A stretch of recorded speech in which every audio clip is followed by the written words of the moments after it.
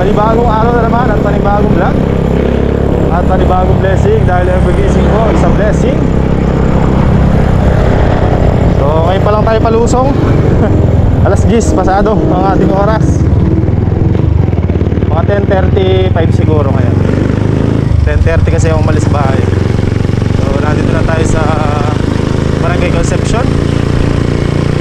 At niyari ko lang yung aking ini-skip code, mga kabady. Kaya ngayon pa lang tayo palusong. So tumawag pala sa atin yung buyer ng kalamansi.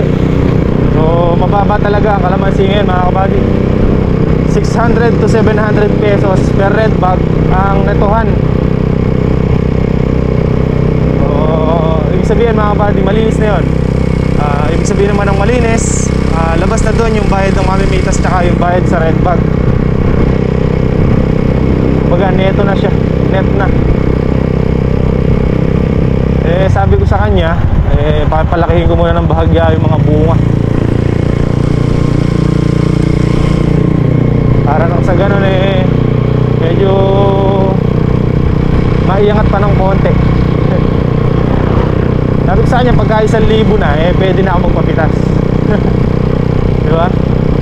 At tabay muna, sabi ko, hanggang katapusan, para nang sa ganun hindi na masyadong mababa.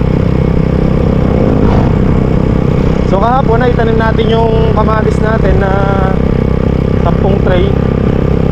So mamaya continue natin ulit yung ating pagtatanim. Sili naman, hindi ko lang alam kung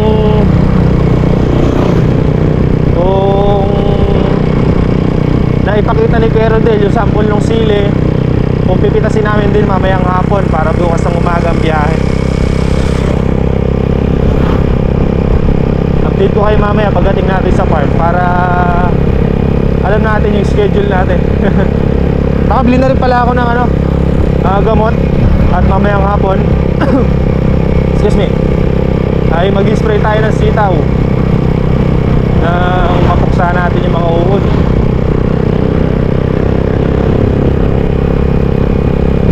Araw-arawin natin pag-i-spray ito pagka hindi pa siya nadali.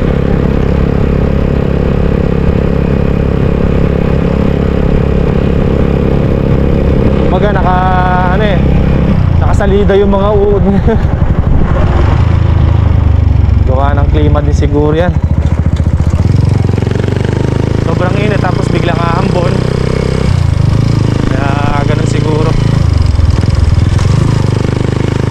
O tinatanungan ng buyer natin kanina kung may mapipitas. Sabi ko meron kung may mapipitas, kaya lang pass muna, sabi ko. Huwag muna natin, hindi ko muna papipitas, sabi ko. Kasi nga mababa pa masyado.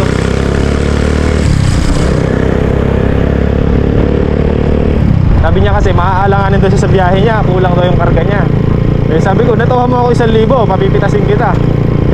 Hindi daw kaya. Dahil 950 lang daw ang pasahan. Siyempre bayad pa ng mamimitas tsaka red bag. Naintindihan ko rin naman, kaya lang baga intindihan kami. Sabi ko, kung biting ka sa karga, netuhan mo ako ng 1,000, papipitas ko na. Hindi daw niya kaya. Sagad daw sa 700. Tsaka na lang ako, paano muna, tabay muna. Okay naman sa kanya. Ito, malapit na tayo sa kubo.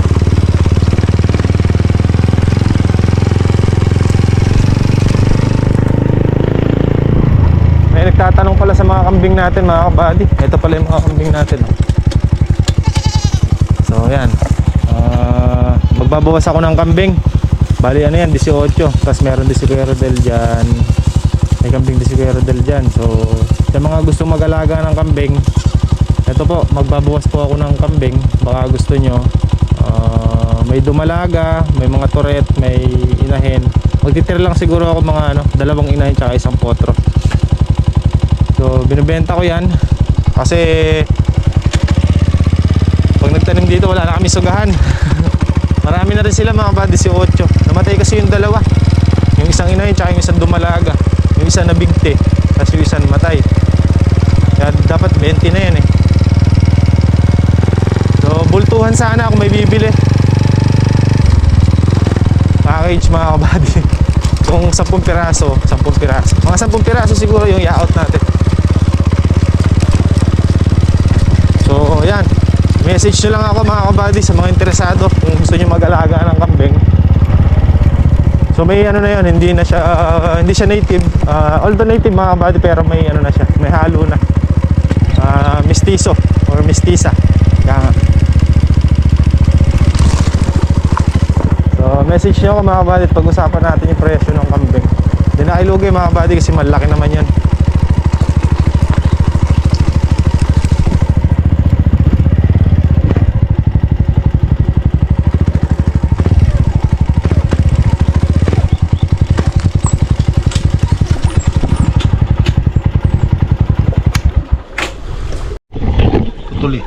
Tututulihan muna natin yung lumang grass cutter natin mga buddy.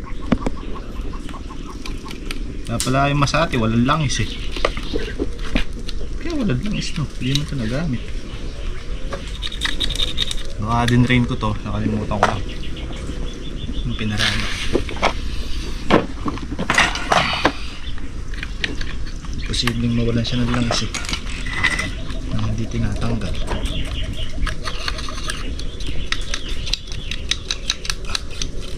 Kabuk.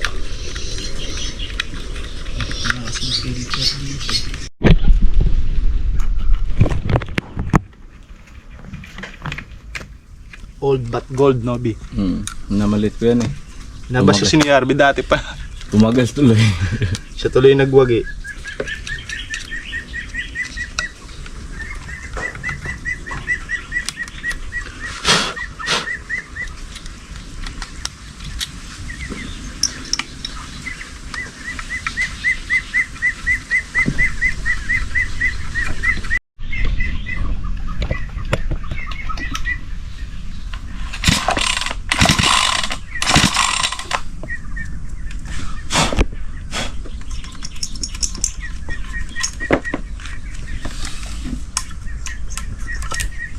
Sa loob.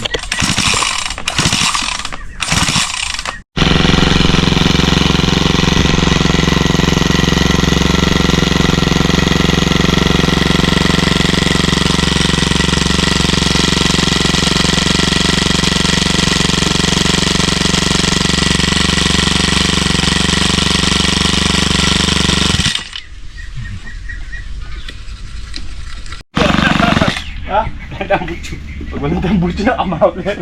Makakalak yung gulo ito. Alam mo kayo magkatabi. Nakakabigit pala rin pag walang tambucho. Kailangan linis-linis. Bagya-bagya.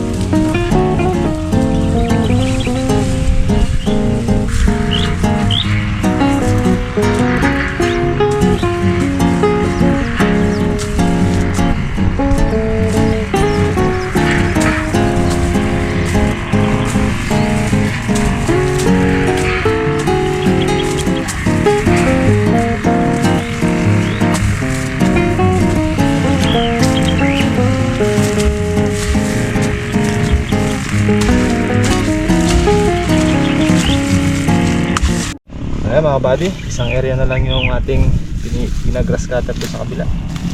Pahinga naman na tayo at magtatanim naman tayo ng ano, sili. Yung kalamansi mga kabady. Asim kilig muna kayo dyan.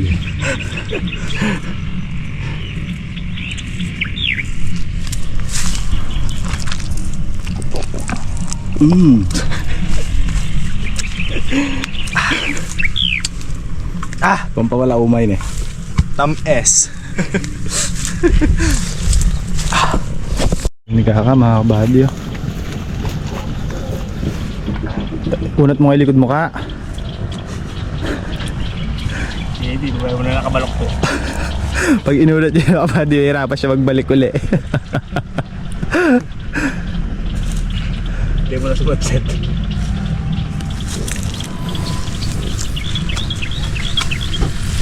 Ipitas si ano dito mga kabady oh. Sili. Senon. Pinalusong ni Kaka. Ngayon lang din. Yung hapon para. Ano, kaya pa? Sabi mo walang bunga. Isi mo, tanggalin mo yung hinog. Ito pa oh. Nabalangkad mo lang eh. Tatanggalin mo yung hinog para hindi magsara.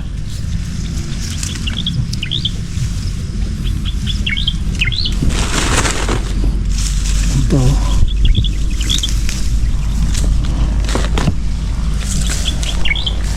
Tatanggalin mo na yung mga hinog.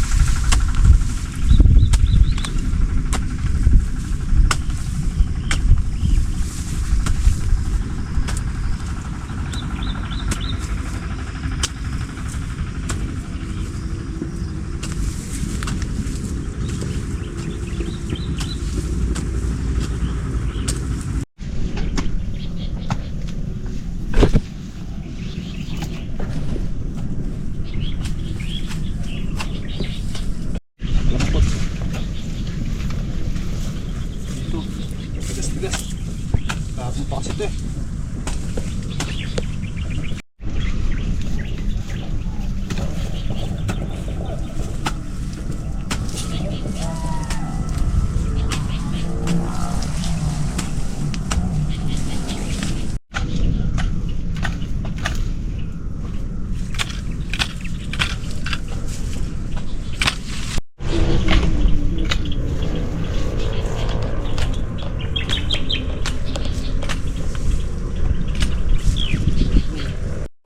Itatanim lang ako. Minilawot ka ng 2,000. Nakakalahating tudling, isang sako na. Sabi ni Sinan mga kabady, tatanim na lang daw siya, wala daw bunga yung sili. Pumita siya doon sa pinagpitasan nila eh. Tinuro namin doon sa dulo. Nakakalahating tudling pala yung sako na hindi makaalis doon sa isang tudling. Karami pala dito, sabi niya. Pinitasan ba naman yung pinitasan na nakaraan? Wala na siya makukuha talaga doon. Ano ba naman yung... Oh? Kung doon pa katabi sa papaya, siya naman pala yung nagtatanim. Maliit yung papaya na yun eh. Hindi lalaki yan. Hindi mo na agad sisilong. Lowered.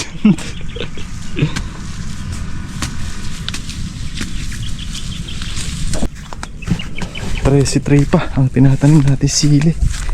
Mga buddy. Tsaka ayan o. Kaya na tayo at mag-i-spray pa doon sa sitaw.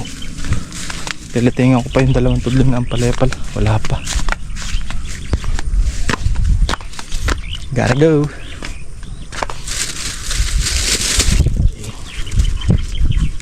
Ano pala yung face cover ko doon. Spray. Parang nagdahilan parang nagdahilan tong isang block na to sa pinag-grass cutter natin. Hindi pa akong verde eh. Ito pala solar. Mahigit. Weirdly. Ito. tanglad na to kalaki. Ang tanglad nito mga kabady oh.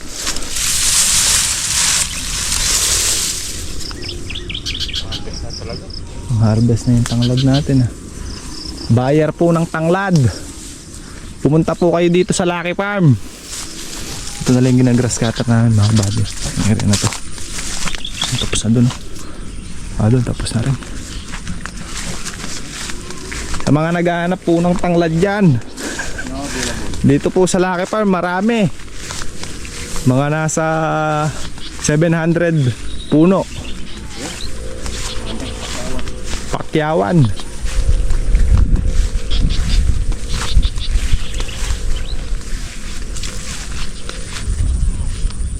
Wala rin tayo rin. Tao pongkan. Kaya to. Laki. Ito. Baba. Yan. Ito malinis na dito. Body. Sinunog kasi kakain kalamansi ah. Eh mulaklak la tuloy ako na tao. Ah. Forma na nini eh. Tanamin eh. Lado sa Leia, tinagandita ka. Ah. Oh. Hindi pa tayo yung gilid. Baka ako tapos niya ritang. Ay yung ano. Yung mga saling inuun tinanim natin hulin. Pwede na rin yung isa na yung kao. Kalaki na. Saba. Hindi lumin eh. Kalaki. May ako ito. May mag-gilid-gilid. Hey. Kailangan to matrim yung iba na yan no. Para makalaki yung iba. Laki ng saba. 3 buwig yan. Parang ano kahit ang puti eh. Hawit na yan. Puti doon. Ano kaya pa yung grass cutter kain nga eh. Hindi ako bigyan yan.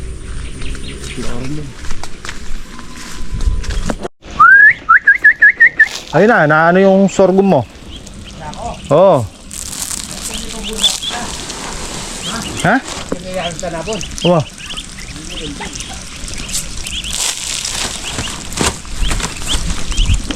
Kaya mga kabady, nagpa-under tayo ng Voltron dito.